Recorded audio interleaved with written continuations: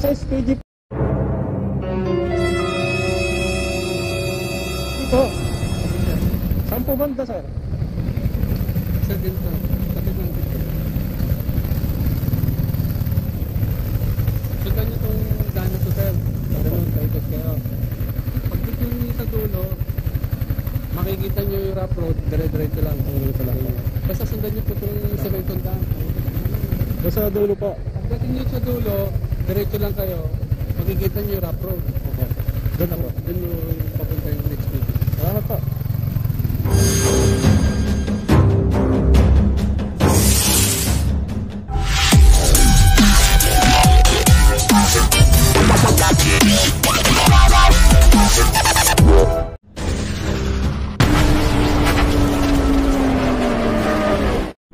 Yun, what's up guys? Isang mapagpalang umaga sa inyong lahat. At tayo nagbabalik at isang panibagong content na naman ang ating gagawin sa araw na to. So for today's video guys, ay pupunta tayo ngayon sa LTO at mag-renew na tayo ng ating motorcycle registration. So ang balak ko guys, dahil nga second hand lang tong motor natin at hindi nakapangalan sa atin, so ang plano ko ay pagsasabayin ko na siyang i-transfer of ownership. Kaya pupunta tayo ng LTO muna kasi nga kukunin ko muna yung yung confirmation nito na galing sa kung saan siya unang nabili o narehistro. So sabi kasi nila isa yun sa hahanapin ng HPG pag tayo ay nagpa transfer of ownership. Saka isa pa guys, isang purpose natin kung bakit tayo pupunta ng LTO is dahil nga sa pagkakaalam ko lang din, kung hindi ako nagkakamali, kasi nga wala pa yung plaka nito na galing ng LTO. Traffic dito guys. Ang solusyon na nakikita ko at yun din ang advice sa akin nung kakilala ko sa LTO, so yun yung pupuntahan natin ngayon doon. Magpapagawa tayo ng ng lost plate kasi nga yung plaka nito hindi na matrace kung saan na napadpad, kasi nga second hand lang natin to nabili at sa buy and seller lang natin to nabili, so hindi na matrace yung plaka kung saan na. So yun nga, dahil nga hindi na matrace yung yung plaka nito kung nasaan na, at nung nagtanong naman ako dun sa LTO is mga ganitong unit pala is na-release na daw yung mga plaka, pero hindi rin kasi alam nung pinagbilan ko nito kung saan kasa siya galing. Kaya kailangan natin magpagawa ng lost plate, kasi nga kailangan kasi sa pagpapa-change of ownership sa isang motor o sasakyan ay kailangan yung plaka is galing na ng LTO. So since nga hindi na natin matrace kung nasaan na yung plaka nito at na-release na kasi sa LTO, at yung pinagbilhan kasi nito or sa kasa is hindi rin alam nung pinagbilhan ko nito, kasi nga sa bangko na lang to nila tawag ito binid. So bangko ng nito ang nakipag-transact doon sa seller o buy and seller.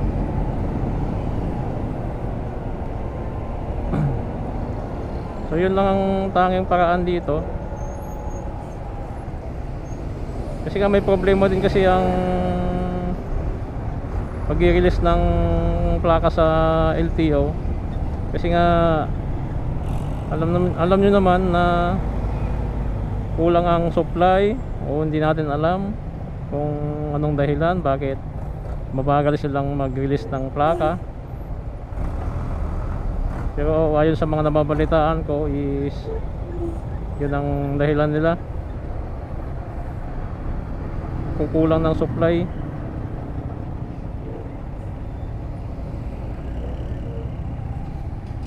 So sana is maayos na ng LTO yung ganitong kalakaran nila, kasi nagpapahirap din sa atin to. Katulad nito, second hand lang tong motor ko na nabili ko. Ang problema is nung nabili to o nakuha ng buy and seller is wala pa yung plaka.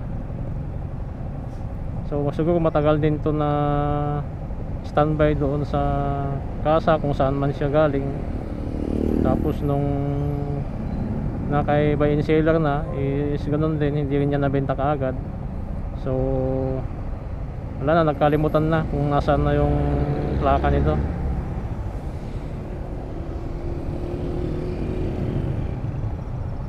Tingnan natin kung maayos natin ng itong araw na to, kasi maraming proseso yung pagdadaanan natin. At medyo malayo din yung pinagpagawaan ko ng ng lost plate certification. So bago natin makalimutan, inaanyayaan kitang mag-subscribe sa ating YouTube channel at i-hit mo na rin ang notification bell para maging updated ka kung may video pa tayo na i-upload. So yun, dahil first time natin gagawin to at wala pa akong idea, ganong idea kung ano yung step by step, pero may konting alam na rin ako kasi nga nakakapanood na rin ako ng mga tutorial sa YouTube. So ngayon ay may experience natin sa sarili natin paano nga ba yung pag-renew o pagpaparehistro o pagpapa-change of ownership. So yun, kaya inantay ko na yung expiration day ng registration ng motor natin is para minsanan yung gastos saka yung lakad natin.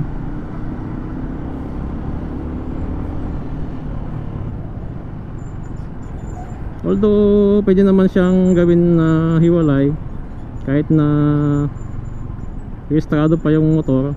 Halimbawa 6 months ang 6 months pa bago mag-expire yung registration, tapos nagpa-change of ownership na tayo, pwede naman yon. Kaso nga lang hindi mo pa magagamit yung pangalan na ginamit mo sa change of ownership, kasi nga yung rehistro niya is pa, nag-i-exist pa. Maliban na lang kung gusto mo na siyang i-renew ulit, yun nga lang magdodoble gastos ka. So yun ang disadvantage.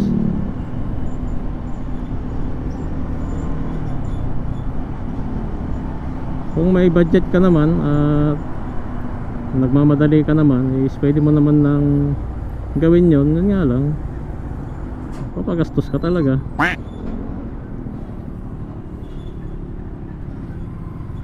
So ito na yung time na mag-i-rehistro na tayo. Although nakakatamad na maglakad o mag-process, pero kailangan talaga natin gawin to, kasi nga kailangan din natin to sa ating mga biyahe. Siyempre dahil nasa tayo, nasa Riders Club tayo. So shout out pala yung Riders Club namin na S155 Club of the Philippines. lalong lalo na sa Nueva Ecija chapter kung saan tayo nandoon. Bilang kaanib ng Riders Club na to is kailangan natin sumunod sa rules. At the same time is dahil nga officer tayo dito, kailangan natin na maging role model sa mga members natin. So kailangan na sumunod tayo sa mga rules na pinapatupad ng club namin. At syempre kahit na wala naman tayo sa club ay kailangan din pa rin natin magparehistro, kasi nga ginagamit din natin tong motor na pangbiyahe, kaya kailangan din natin talagang magparehistro. So kailangan rehistrado tayo bago tayo bumiyahe para iwas aberya, iwas abala. 1 hour later.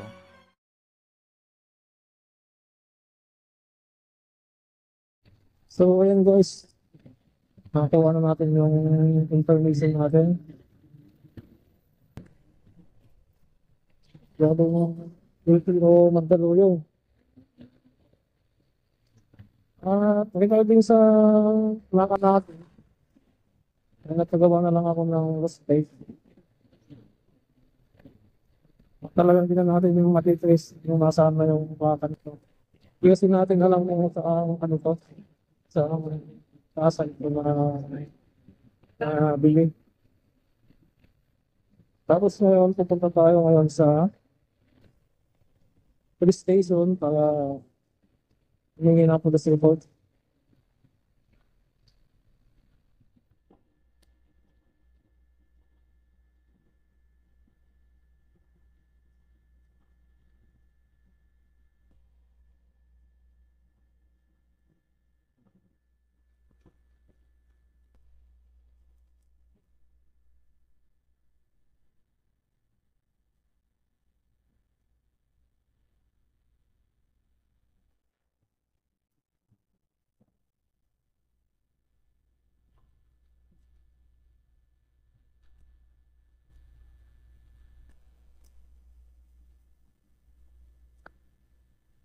So dito na tayo kukuha ng police report.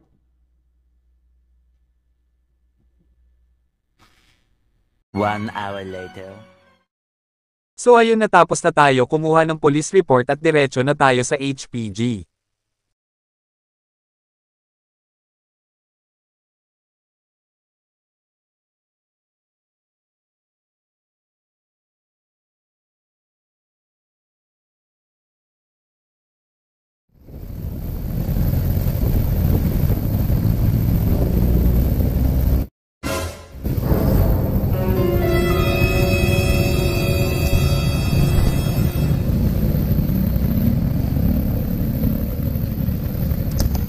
So sa SPG dito,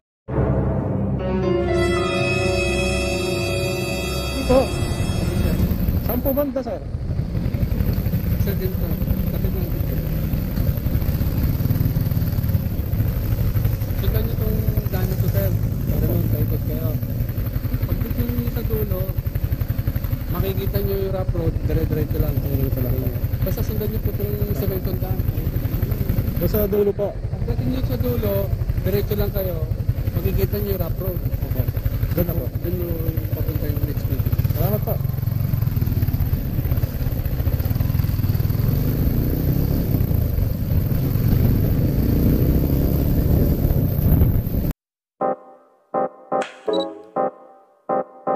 I love the way my body's moving to the beat. I love the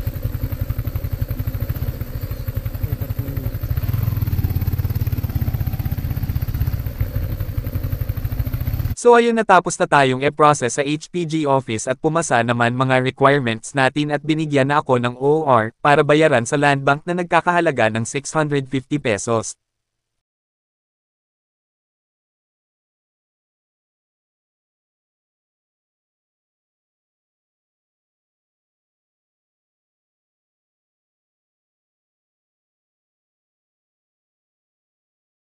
A few moments later.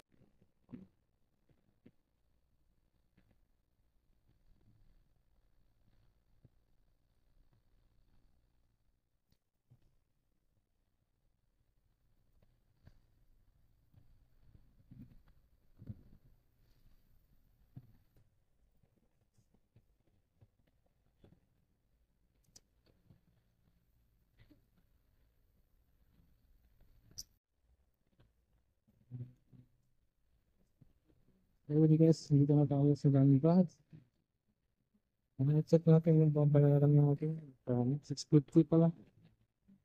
So yun guys, yung itsura ng 1 hour later. So yun guys, nakapagbayad na tayo. So balik na tayo doon sa HPG. Magpa-inspection na tayo. So 650 yung binayaran natin. So magtagal lang tayo dito sa pagpipila. Yun. Let's go.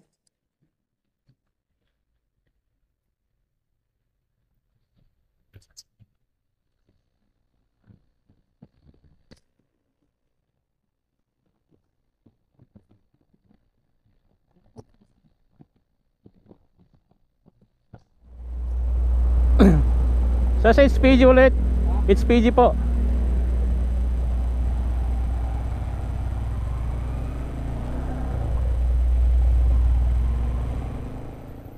Pagkatapos natin palang magbayad sa land bank. Ang next step ay pupunta na tayo sa HPG Crime Lab para magpa-inspection at magpa-stencil.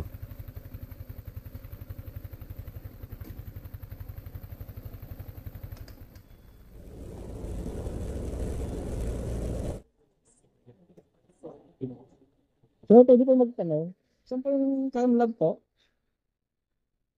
Dito pa? Pa-inspection ko po sa amin nito.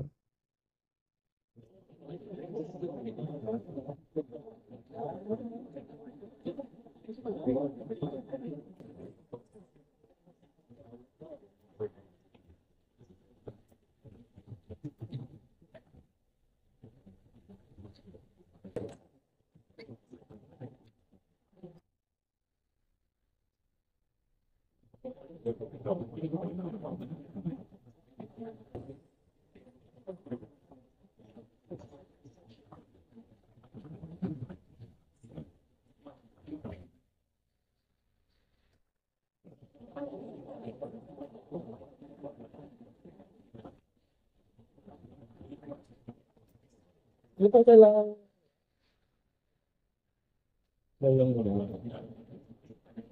Ano? Xerox o IC? Kailangan siya. Transfer.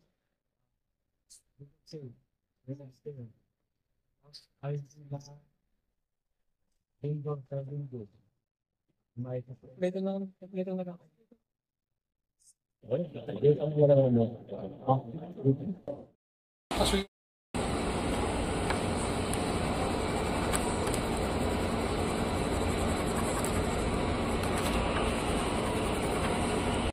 A few moments later.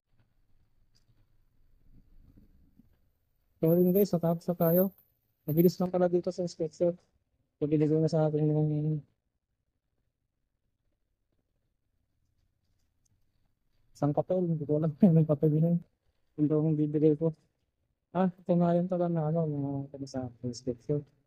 So dadalhin natin dito sa sino ng HP. So ito na yung huling proseso. Laban ko lang kung nakukuha natin kagad ngayon.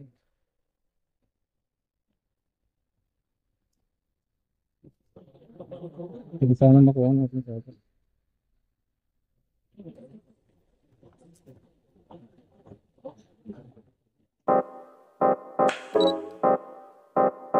I love the way my body's moving to the beat. I love the way you're slowly getting close to me. I love the way my body's moving to the beat. I love the way you're slowly getting close to me. So guys, tapos na tayo dito.